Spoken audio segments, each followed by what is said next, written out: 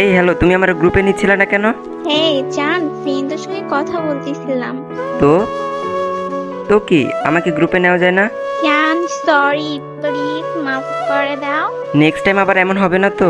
না না, হবে না, এই যে কানে ধরছি। ওকে ওকে। তো যাই হোক, এত রাতে তুমি গেমে কি করো? এমনি আসছি, ভাল লাগতেছিল না, ঘুম আসতেছে না। তো তুমি আমারে কল দিতে পারতে। Sorry please.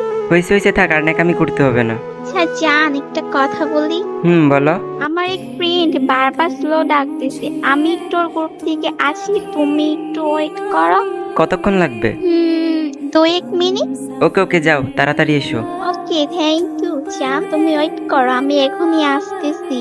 ওকে ওকে, যাও। ও তো চলে গেল, এখন কি করি? কিছুই তো ভালো লাগতেছে না। আর এখানে দেখি বন্ধু অনলাইনে।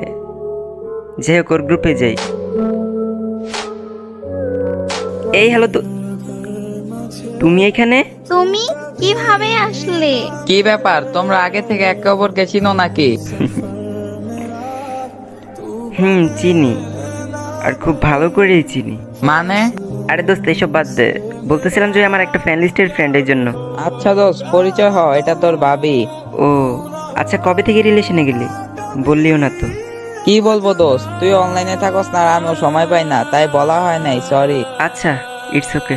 তোরা যেহেতু আগে থেকে পরিচিত, আমি আবার তোদের পরিচয় করাই দেই। ওই জান শোনো, এটা আমার কলিজার বন্ধু, মানে আমার বেস্ট ফ্রেন্ড। আর বন্ধু শোন, এটা আমার গার্লফ্রেন্ড, মানে তোর ভাবি।